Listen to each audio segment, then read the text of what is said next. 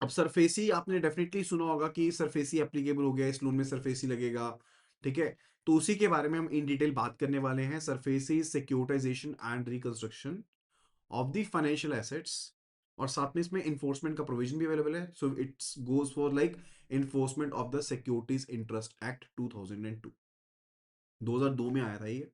Even hypothecation भी जो है that is defined under section 2N of the SARFAESI, उसको भी सरफेसी के सेक्शन 2N के अंदर ही डिफाइन किया गया है। हाइपोथिकेशन का चार्ज जो हम क्रिएट करते हैं ना एसेट्स के ऊपर, जो भी लोन हम देते हैं, जैसे मान लो अपने एक सीसी लिमिट सेंक्शन करी है, कार सेंक्शन करी, तो हाइपोथिकेशन का चार्ज क्रिएट करते हैं, that is even under the SARFAESI. So main objective क्या था कि बैंक्स में नॉन परफॉर्मिंग एसेट्स इंक्रीज हो रहे थे और रिकवरी बड़ी स्लो डाउन हो रही थी, ठीक है। तो इन पाइल्ड अप एनपीएस को रिड्यूस करने के लिए सरफेसी एक्ट लाया गया, और ये एप्लीकेबल रहेगा सिर्फ और सिर्फ सिक्योर्ड लोन्स के लिए। जहां पर आउटस्टैंडिंग बैलेंस जो है वो 1 लाख से ज्यादा है, उनके लिए एप्लीकेबल रहेगा, राइट। और बोरोर की क्लासिफिकेशन एनपी होनी चाहिए तो एप्लीकेबल रहेगा, एग्रीकल्चर से रिलेटेड ना हो तो एप्लीकेबल रहेगा, ठीक है। ये भी कंडीशंस है, these are the important conditions. Clear है। सो इन केस अगर जो बोरोर है वो डिफॉल्ट करता है, वो क्या करता है, डिफॉल्ट करता है, तो जो सिक्योर्ड क्रेडिटर होगा, राइट, तो वो सरफेसी के अंदर केस लगा सकते हैं। And what they can do, they can be taking the possession, वो पोजेशन ले सकते हैं, और सेल और लीज सिक्योर्ड एसेट्स, सेल और लीज सिक्योर्ड एसेट्स, या फिर वो जो मैनेजमेंट ऑफ बिजनेस है उसको टेक ओवर कर सकते हैं, मैनेजर को अपॉइंट कर सकते हैं, राइट। एंड इवन जो रिकवर अमाउंट था जो पेएबल था थर्ड पार्टीज को, उसको भी रिकवर कर सकते हैं।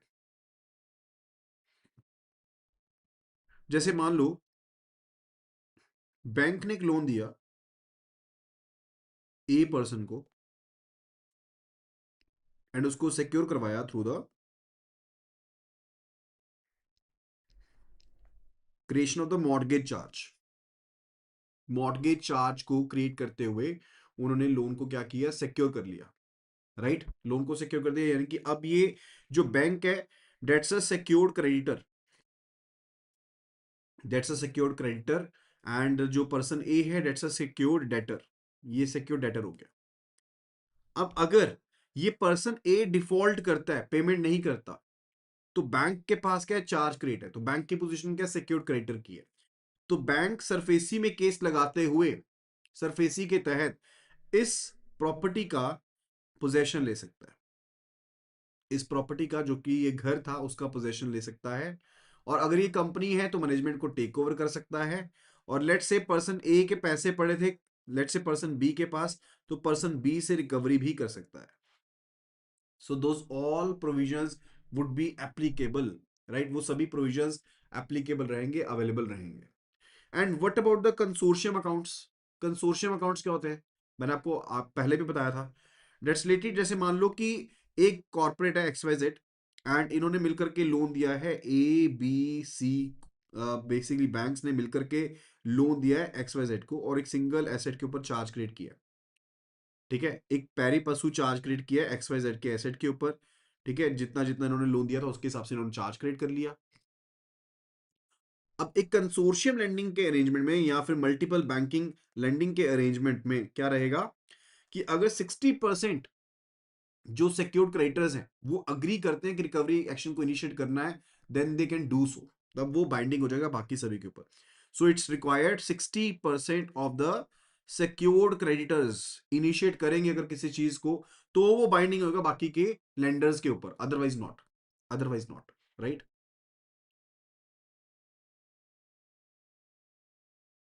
Now let's have a look at the eligibility criteria. कौन सी चीजें एलिजिबल हैं अंडर द सरफेसी एंड कौन सी चीजें एलिजिबल नहीं हैं, उनके बारे में बात कर लेते हैं। सो जहां पर लोन आउटस्टैंडिंग है अप टू ₹1 लाख, यानी कि 1 लाख से ऊपर वाले लोन ही सिर्फ एलिजिबल है सरफेसी के अंदर। जहां पर जो अमाउंट है, वेयर द अमाउंट, ठीक है, जो अमाउंट ड्यू है वो प्रिंसिपल एंड इंटरेस्ट के 20% से, जो प्रिंसिपल जो आउटस्टैंडिंग अमाउंट जो है वो टोटल अमाउंट के 20% से कम है, वो भी एलिजिबल नहीं है। Let's say total loan sanction हुआ था 40 लाख रुपीज का, कितने का? 40 लाख का टोटल लोन सैंक्शन हुआ, राइट?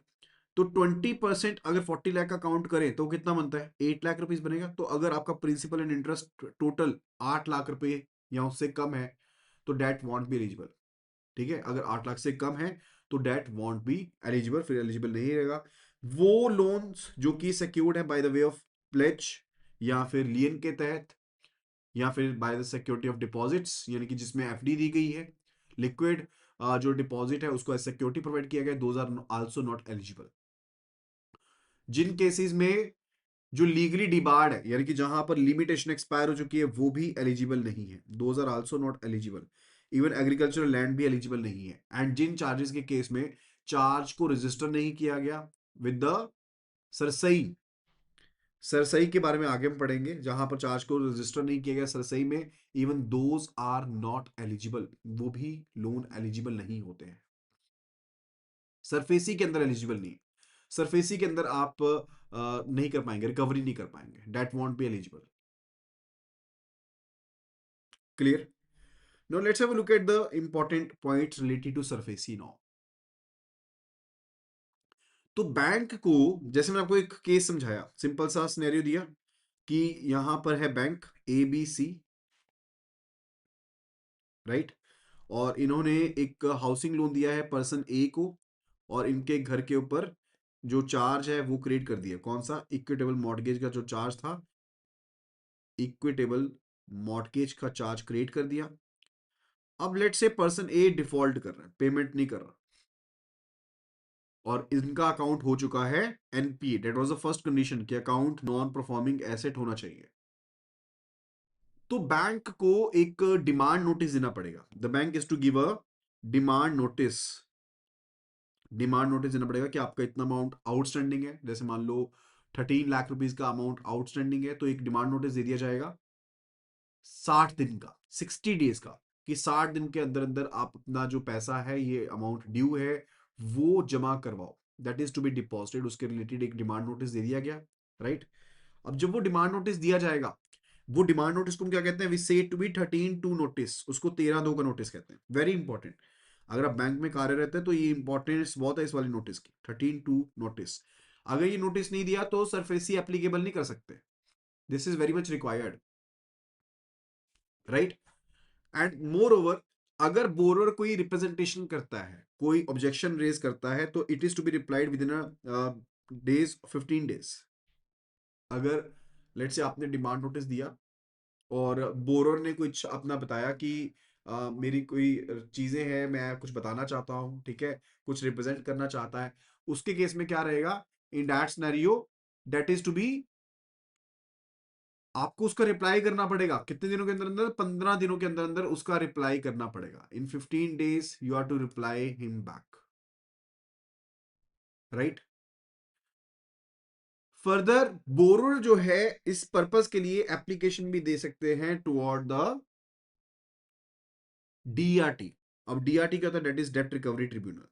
लेट से बैंक ने नोटिस दे दिया, डिमांड नोटिस दे दिया, कितने टाइम पीरियड का? 60 डेज का डिमांड नोटिस दे दिया। बोरो ने कुछ रिप्रेजेंटेशन दी अपनी, तो इनको रिप्लाई करना पड़ेगा कितने दिनों के अंदर अंदर? 15 दिनों के अंदर अंदर, 15 डेज के अंदर अंदर रिप्लाई करना पड़ेगा। ये पहली चीज होगी। एंड इसके अलावा बोरोर के पास क्या ऑप्शन है कि borrower can be going to DRT, borrower DRT के पास जा सकता है, यानी कि डेप्ट रिकवरी ट्रिब्यूनल के पास जा सकता है with in a time frame of 45 days. कितने दिन के अंदर अंदर? 45 डेज के अंदर अंदर। If you wants to go, the person can go to the DRT, and DRT को इन केसेस को डिस्पोज ऑफ करना पड़ेगा, जहां पर जो पोजेशन है एसेट का, मान लो ले लिया गया है ऑलरेडी बैंक के द्वारा, बैंक ऑलरेडी पोजेशन ले चुका है लेट से, उस सिनेरियो में डीआरटी को ऐसे केसेस को डिस्पोज ऑफ करना पड़ेगा within a period of 60 days, 60 दिन के अंदर अंदर। और अगर मान लो डीआरटी फेल हो गया, ठीक है, सो आई एम सिंपली राइटिंग कि जहां पर पोजेशन हो चुका है, जहां पर पोजेशन हो चुका है, case is to be resolve within a period of 60 days, 60 days of the application. और अगर 60, अगर 4 महीने के अंदर अंदर भी रिजॉल्व ना हुआ, इफ नॉट रिजॉल्व, अगर डीआरटी केस को रिजॉल्व ना कर पाया 4 मंथ्स के अंदर अंदर, उस सिनेरियो में क्या रहेगा?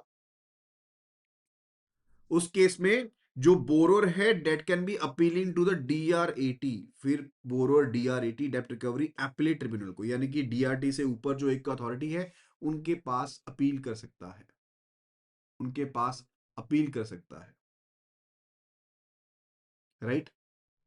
एंड अगर कोई भी फर्दर अपील की जाती है डीआरटी के अगेंस्ट, लेट्स से डीआरटी ने जजमेंट दी अपनी, 4 महीने के अंदर अंदर दे दी जजमेंट, और इन दैट सिनेरियो अगर वहां से अपील के अगेंस्ट अपील करते हो, वहां पर जजमेंट के अगेंस्ट अगर आप अपील करते हो डीआरटी के, तो आपको 30 दिन के अंदर अंदर अलाउड है। तो अगर डीआरटी के बाद डिसीजन आने के बाद जाते हो, एक तो हो गया कि जब कोई कुछ डिसीजन लिया ही नहीं गया, फिर तो सीधा डीआरटी में जा सकते हो। लेकिन अगर डीआरटी ने डिसीजन दे दिया और आप अपील करना चाहते हो डीआरएटी में, तो वो 30 दिन के अंदर अंदर कर सकते हो, that is basically allowed under 30 days। और आपको उस केस में 50% ऑफ द अमाउंट डेप्ट जो है ड्यू है वो अमाउंट जमा करवाना पड़ेगा, फिर आप ये अपील कर पाओगे।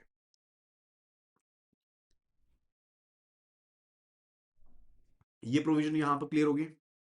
Is this provision clear to you? तो एक चीज हमने समझी कि अगर एबीसी बैंक ने लोन दिया पर्सन ए को, लोन एनपीए हो गया, नॉन परफॉर्मिंग एसेट हो गया, तो कंडीशंस क्या चेक करनी है कि लोन ओवरड्यू जो है वो 1 लाख से ज्यादा हो, प्रिंसिपल प्लस इंटरेस्ट का अमाउंट जो है टोटल लोन सेक्शन के 20% से ज्यादा हो या 20% कम से कम हो, एग्रीकल्चर लैंड इसमें इन्वॉल्व ना हो, राइट, सरसई में चार्ज रजिस्टर्ड हो। तो अगर ये कंडीशंस मीटअप होती हैं तो, और लिमिटेशन एक्सपायर ना हुई हो, अगर ये कंडीशंस आपकी बेसिकली अपडेटेड है और लोन अकाउंट आपका एनपीए हो चुका है, तो बैंक एक डिमांड नोटिस देगा, जिसको 13(2) का नोटिस कहते हैं, 13(2) नोटिस कहते हैं। वो 60 दिन का 60 डेज का नोटिस होता है, which is to be given to the borrower.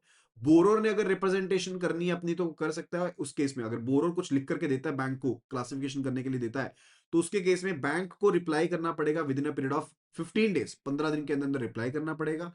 और उसके बाद बैंक अपना जो है 60 दिन के बाद अपना पोजेशन ले सकता है, ठीक है। जो मजिस्ट्रेट है उनकी हेल्प ले सकते हैं, मेट्रोपॉलिटन मजिस्ट्रेट की बैंक हेल्प ले सकते हैं, लोकल पुलिस की हेल्प ले सकते हैं for the purpose of the taking the possession.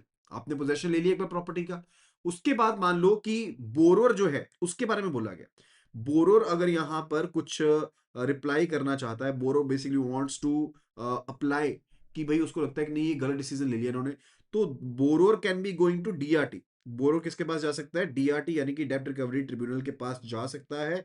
And उन सिनेरियोज में जहां पर पोजेशन ऑलरेडी ले लिया गया है, किसके द्वारा?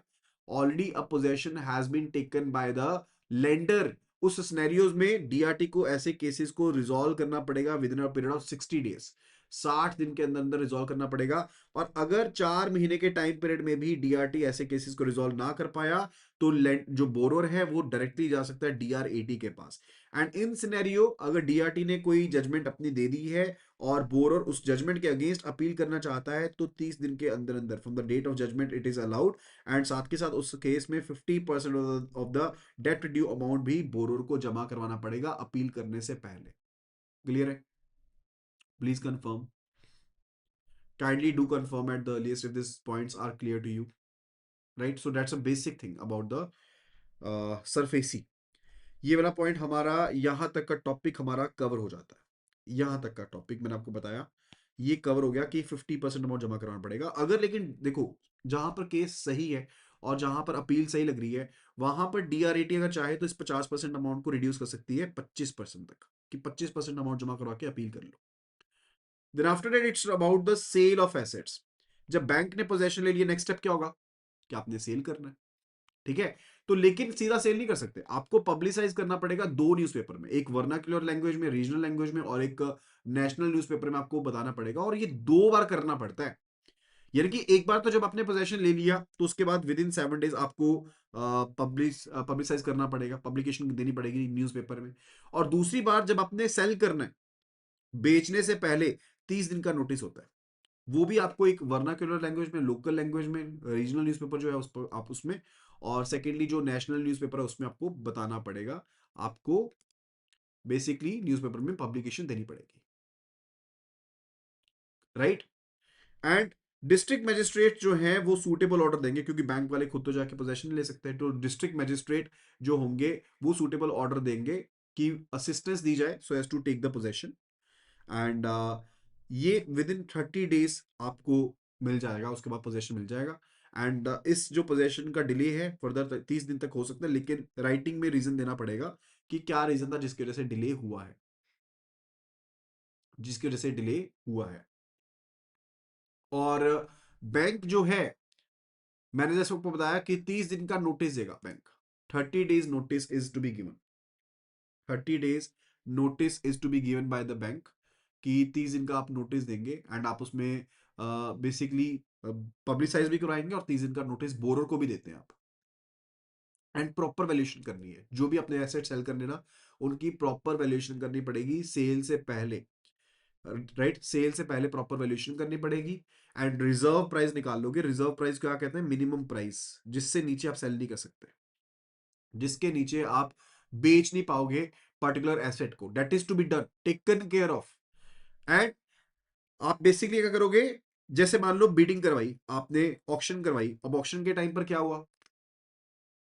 एक बिड सिलेक्ट हो गई, एक बिड सिलेक्ट होगी, और सिलेक्शन कैसे होगी? 25% अमाउंट जो है वो आपको इमीडिएटली पे करना पड़ेगा, और बाकी का जो अमाउंट है वो 15 दिन के अंदर अंदर पेमेंट करनी पड़ेगी। तो एक टेबल है, काफी इंपॉर्टेंट है। नोटिस बिफोर पोजेशन कितना है? डिमांड नोटिस जिसे हम कहते हैं, 13(2) का नोटिस कहते हैं, दिस इज 60 days नोटिस। अगर बोरोर को ऑब्जेक्शन है, 15 दिन के अंदर अंदर बैंक को रिप्लाई करना पड़ेगा। बोरोर जो है अप्रोच कर सकता है डीआरटी को against the possession notice 45 days के अंदर अंदर। राइट, अपील टू डीआरटी जो करनी पड़ेगी, अगर अपील करनी है टुवर्ड द डीआरटी, वो 30 दिन के अंदर करनी पड़ती है। नोटिस ऑफ सेल कितना रहता है? 30 days का रहता है। पीरियड ऑफ बैलेंस कितना रहता है? 15 दिन का, यानी कि 25% की पेमेंट तो इमीडिएट हो जाती है, और जो बैलेंस पेमेंट है that is to be done in 15 days। अब इंपॉर्टेंट सेक्शन कौन से हैं? 13(2) का नोटिस किससे रिलेटेड है? 60 days का जो डिमांड नोटिस है। अच्छा, एंड जो असिस्टेंस दी जाती है चीफ मेट्रोपॉलिटन मजिस्ट्रेट के द्वारा या डिस्ट्रिक्ट मजिस्ट्रेट के द्वारा, वो सेक्शन 14 के अंदर दी जाती है। अच्छा, डीआरटी को जो आप एप्लीकेशन दे सकते हो against the possession notice, that is under section 17। And जो अपील करनी होती है डीआरटी से डीआर80 में जाने के लिए, डेट इज सेक्शन 18। और ये डिपोजिशन करना पड़ता है 50% ऑफ द अमाउंट डेप्ट ड्यू, और इसे रिड्यूस किया जा सकता है 25% तक। It can be reduced up to the amount of 25%। Clear with it? यहां तक के पॉइंट क्लियर हो गए। अब कुछ एक अमेंडमेंट्स हैं। अमेंडमेंट्स किस चीज से रिलेटेड है? लाइक क्रेडिटर के राइट्स हैं, कि क्रेडिटर जो है वो क्या क्या चीजें कर सकता है इन केस ऑफ सरफेसी। वैसे तो मैंने आपको ऑलरेडी बता दिया इनके बारे में कि क्या क्या चीजें क्रेडिटर के द्वारा, सिक्योर्ड क्रेडिटर के द्वारा की जा सकती है। लाइक क्रेडिटर जो है वो पोजेशन तो ले ही सकता है, डेट इज अलाउड। साथ के साथ वो टेक ओवर कर सकता है मैनेजमेंट को वेर एवर एप्लीकेबल। मैनेजर को अपॉइंट कर सकता है। रिकवरी जो है, recovery money receivable from third parties, right, यानी कि थर्ड पार्टी से जो पेमेंट लेने वाले उसको रिकवर कर सकता है। डीआरटी पेंडिंग केसेस में भी, डीआरटी पेंडिंग केसेस में भी इवन सरफेसी को अप्लाई किया जा सकता है, बिकॉज जो डीआरटी का लॉ था, आरडीडीबीआई FI act, RDDB FI act, ये आया था 1993 में, राइट, और ये सरफेसी आया 2002 में। तो ये प्रोविजन दिया गया कि भाई अगर आपने पेंडिंग जो डीआरटी केसेस है उनमें सरफेसी लगाना है तो वो भी कर सकते हो, राइट। और ये चीज बोली गई कि प्रॉपर्टी को आपने या तो टेंडर के थ्रू बुला करके या फिर पब्लिक ऑक्शन के थ्रू बुला करके आपने सेल ऑफ करना है, और कम से कम एक अटेम्प्ट आपको देनी पड़ेगी कि आप पब्लिक ऑप्शन करो या फिर टेंडर को बुलाओ, टेंडर्स बुलाओ, राइट। एंड कम से कम 2 आपको अटेम्प्ट्स करनी पड़ेगी कि आप पब्लिक ऑप्शन करोगे, ठीक है। एंड फर्दर उसके बाद ही, ठीक है, उसके बाद ही आप प्रॉपर्टी को प्राइवेट सेल कर सकते हो। कहने का मतलब ये है कि आप कम से कम एक बार पब्लिक ऑक्शन करोगे अगर आपको टेंडर इनवाइट करना है, so as to invite the tenders, और आप 2 बार कम से कम पब्लिक ऑक्शन का ट्राई करोगे अगर आपको प्राइवेट सेल करना है। प्राइवेट सेल का मतलब होता है आप डायरेक्टली किसी पर्सन को सेल कर सकते हो प्रॉपर्टी को, right. And further it says, जो अमेंडमेंट्स हैं वो क्या कहती हैं कि सिक्योर्ड क्रेडिटर यानी कि जो बैंक है वो बीडिंग के प्रोसेस में क्या कर सकते हैं, पार्टिसिपेट कर सकता है for the purchase of the secured asset. जहां पर ऑक्शन पोस्टपोन हो गई है, ठीक है, मान लो बिड की वजह से, ठीक है, कि बिड कोई मिला ही नहीं, उसके केस में जो सिक्योर्ड आपका क्रेडिटर है यानी कि जो बैंक है वो खुद भी पार्टिसिपेट कर सकता है। जो ऑथराइज्ड ऑफिसर होगा ना, ऑथराइज्ड ऑफिसर होगा, उसे एक्चुअल पोजेशन लेना पड़ेगा प्रॉपर्टी का जिसे परचेज करना है। यानी कि आप अगर बीइंग अ बैंक अगर आप सेल कर रहे हो ना एंड कोई बायर है तो उसका एक्चुअल पोजेशन बैंक के पास होना चाहिए, तभी आप उसको सेल ऑफ कर सकते हो आगे, अदरवाइज नॉट। एंड जो भी प्रोसीजर्स हैं those are to be followed by the authorised officer, that is to be done. And जो प्रॉपर्टी का ऑक्शन है, जो प्रॉपर्टी का ऑक्शन है वो बेसिकली कम से कम एक बार तो आपको आगे पोस्टपोन करनी है अगर कोई बिडर आया नहीं है। ऐसा नहीं है कोई बिडर आ गया तो आप उसको बेसिकली, बिडर आया नहीं आपको कि प्रॉपर्टी नहीं बिक रही, ऐसा नहीं है। आपको कम से कम एक बार तो उसको और से दोबारा से करवाना पड़ेगा ताकि बिडर्स आए, राइट। सो ये सब चीजें जो है that's basically to be taken care of. And जहां पर आप रिजर्व प्राइस को स्केल डाउन कर रहे हो, लेट्स से आपने प्रॉपर्टी को बेचने की कोशिश करी एंड उसका जो रिजर्व प्राइस था दैट वाज 20 लाख रुपीज, और 20 लाख के ऊपर आपके पास कोई बिडर आ नहीं रहा, तो आपने इसका जो रिजर्व प्राइस था वो स्केल डाउन कर दिया 18 लाख के ऊपर, राइट। वो आपने क्या कर दिया, 18 लाख रुपीज के ऊपर कर दिया। वो तब किया जाएगा जब सेकंड ऑक्शन कर रहे हो और जहां पर पहली ऑक्शन में किसी बिडर ने पार्टिसिपेट ही नहीं करा था। क्लियर है। एंड फर्दर अब क्योंकि केसेस ज्यादा पाइलअप हो रहे थे, रिकवरीज नहीं आ रही थी, तो एग्जिस्टिंग डेप्ट क्लॉज के ऊपर भी, डीआरटी के ऊपर जहां पर डीआरटी का केस लगा हुआ था वहां पर भी अलाउ कर दिया गया कि आप सरफेसी एक्ट को अप्लाई कर सकते हो, that the SARFAESI would be applicable now. That's the enforcement of the security interest and recovery of the debt loss and miscellaneous provisions। तो ये चीज अलाउ की गई है कि बैंक्स को डिफिकल्टीज आ रही थी, फाइनेंशियल इंस्टीट्यूशंस को डिफिकल्टीज आ रही थी कि वो लोन्स को रिकवर नहीं कर पा रहे, राइट, सिक्योरिटीज को एनफोर्स नहीं कर पा रहे हैं। तो अकॉर्डिंगली क्या किया गया कि एक बिल पास किया गया 2016 में, that was related to the enforcement of the security interest and recovery of the debt laws and miscellaneous provisions. ये बिल लेकर के आ गया था 2016 में, ठीक है, कि इसमें 4 कानून अमेंड किए गए थे इस पर्टिकुलर बिल के through. 4 acts were amended, SARFAESI act, RDDB FI act and depositories act and Indian stamp act. अच्छा, सरफेसी में क्या अमेंडमेंट की गई थी कि जो भी सिक्योर्ड क्रेडिटर्स हैं वो पोजेशन ले सकते हैं, वो सिक्योर्ड वो पोजेशन ले सकते हैं अगर डिफॉल्ट होता है, यानी कि अगर एनपी हो गया तो आप सिक्योरिटी का पोजेशन ले लो, that is allowed now, right. And assistance किससे ले सकते हो, डिस्ट्रिक्ट मजिस्ट्रेट से असिस्टेंस ले सकते हो, और 30 डेज के अंदर अंदर डिस्ट्रिक्ट मजिस्ट्रेट जो है आपको वो पोजेशन लेके देंगे। अगर डिले है तो 30 दिन का डिले अलाउड है, 30 डेज का डिले जो है वो अलाउड है, लेकिन रिटर्न में उनको बताना पड़ेगा डिले का कारण क्या था, राइट। एंड फर्दर जो डिस्ट्रिक्ट मजिस्ट्रेट है वो असिस्ट कर सकते हैं बैंक को so as to take over the management of the company also. Let's say अगर कंपनी का केस है जो लोन नहीं रीपे कर पा रही, तो डिस्ट्रिक्ट मजिस्ट्रेट हेल्प करेंगे कि आप मैनेजमेंट को टेक ओवर कर लो।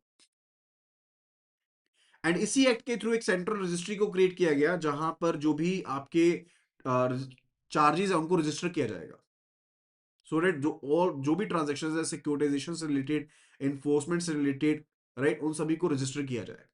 और एक सेंट्रल डेटाबेस भी क्रिएट किया गया इसी के तहत, एक सेंट्रल डेटाबेस भी क्रिएट किया गया इसी के तहत, राइट।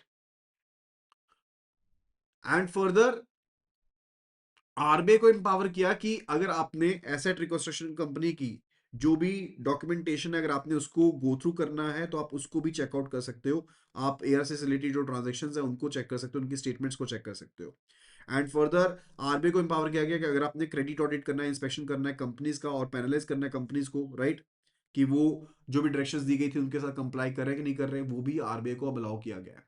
आरबीआई को पावर मिल गई इसके तहत।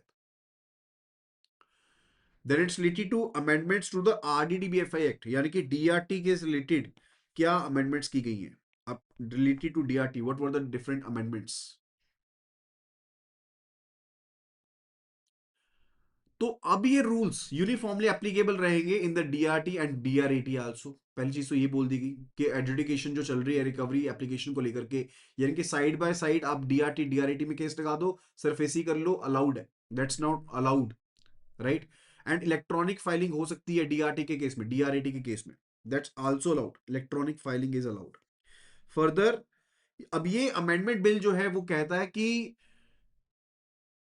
बैंक फाइल कर सकता है ट्रिब्यूनल्स में over the jurisdiction area of the bank branch जहां पर डेप्ट पेंडिंग है। पहले क्या होता था, पहले होता है जहां पर बोरोवर है वहां पर अप्लाई करो, या जहां पर प्रॉपर्टी है वहां पर अप्लाई करो, लेकिन अब ये बिल अलाउ करता है कि बैंक जिस एरिया में है जहां पर डेप्ट पेंडिंग है, बैंक उस हिसाब से केस को फाइल कर सकता है, that is now allowed, right. And further procedure बताए गए हैं क्या फॉलो किए जाएंगे डेप्ट रिकवरी प्रोसीडिंग्स के लिए, अब वो बता दिए गए हैं। एंड रिटायरमेंट एज जो है वो अब 70 ईयर्स कर दी गई है, that is now 70 years presiding officer की जो रिटायरमेंट एज है। इवन जो पीआरओज हैं, प्रिसाइडिंग ऑफिसर हैं या चेयरपर्सन हैं, उनकी जो एज है that is now 70 years, that is now 70 years, not 65, not 67, it is now 70 years, right. And उनको रीअपॉइंट भी किया जा सकता है, पहले रीअपॉइंटमेंट नहीं होती थी। देन इट्स रिलेटेड टू कि डिपॉजिटरीज एक्ट में और स्टैंप एक्ट में क्या प्रोविजंस किए गए, क्या अमेंडमेंट्स किए गए हैं। सी जो असाइनमेंट ऑफ लोन्स है एआरसीज के फेवर में, उनके ऊपर स्टैंप ड्यूटी को छोड़ दिया गया, उनको बेसिकली क्या कर दिया गया, एग्जाम्प्ट कर दिया गया कि आपके ऊपर स्टैंप ड्यूटी नहीं लगेगी। एंड जो डिपॉजिटरीज एक्ट है 1996, जैसे मान लो कि शेयर्स को ट्रांसफर करना है विच आर इन प्लेज, जैसे बैंक ने शेयर्स को प्लेज किया हुआ है, उसके ऊपर लोन दिया हुआ है, राइट। या फिर लेट्स से जो बैंक है उसने लोन दिया हुआ कंपनी को, राइट। एंड अब कंपनी रीपे नहीं कर रही, तो इस डेप्ट को किस में कन्वर्ट करना है, इक्विटी में कन्वर्ट करना है, यानी कि शेयर्स में कन्वर्ट करना है, राइट। उसके केस में क्या किया गया, इस प्रोविजन को अलाउ किया गया कि हाँ दिस कैन बी डन, कि yes this can be done. Is that clear?